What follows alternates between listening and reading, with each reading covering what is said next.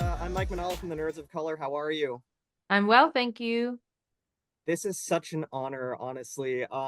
First off, to talk to you, somebody who's so accomplished, so amazing, such a talented actress. I love it. And this movie itself has just moved me and everyone who has seen it to tears and, made us feel warm. Really one of the best animated movies to come out this decade, if not ever. Hmm. Um, And I wanted to say, as somebody who has achieved so much and has starred in her share of really prestigious movies, why do you think The Wild Robot really is the perfect proof for folks to take animation seriously as cinema? Ooh. Well, who doesn't take animation seriously? For them. But I would say that what I love about animation is that it gives us license and permission to have big feelings and explore them. I think animation is able to do that in ways that live action wishes it could, you know? There's just something about is telling a story through the medium of illustration that uh makes us more open, I think, to this. And this story doesn't shy away from being sincere and pure of heart and earnest.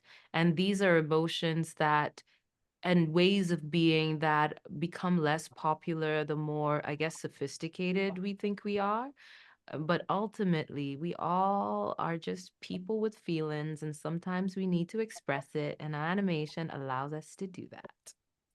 That is such a wonderful answer, and it's so true. There is a maturity and a sincerity to this movie that honestly sometimes you don't feel in a lot of live action movies. And Mhm. I do think a lot of people underestimate animation, writing it off as a kid's medium, but I think that couldn't be further from the truth. And watching The Wild Robot is absolute evidence of that, I think. Yeah, and the truth is, we all have a kid inside of us, and that kid often needs healing and attention.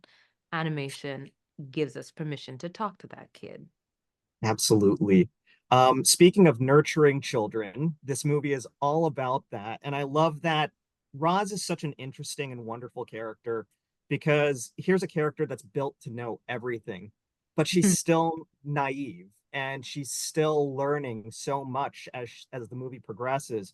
As an actress, how do you find that balance between that naivety and that wisdom once the character starts evolving? And Hmm. For me, the big conundrum was playing Roz, who is a robot and therefore doesn't have feelings, as a feeling person, right? Oftentimes that's what I'm being called to do is emote. But in this case, Roz comes her journey is finding emotional intelligence, and she's kind of like inept in that department. What she has is a strong sense of purpose and an ability to adapt. So for me, I leaned into that. And I thought about the innocence of babes. Kids will tell you the darndest things. They have a way of seeing the world that is so literal. Like the other day, we asked a child, how would you look out for people you love? And she said, with a telescope. That's so beautiful. And it's so like it's so literal. And so for Roz, that was kind of like my guiding force. Like she is literal, and how can she arrive at this emotional intelligence and nuance uh while remaining literal and true to her essence? absolutely. And last question, would you ever be open to playing Roz again? Because there's three books in this series, and we'd love to see her. Sign me up. Well, we would definitely love to see that too, and I think audiences are going to. This movie is all about love, and Lupita, we got nothing but love for you, for this Oh, movie, for Chris Sanders, and for everyone involved. So thank you so much for your time and for this wonderful performance and this wonderful film. thank you, Mike. Take Have a care. great one. Bye. In the lectures, fanboys, professional artists, and professors. Maybe a nerd who's just like you, talking about the things that you like too. So I invite you to the NOC. In full color, you see me.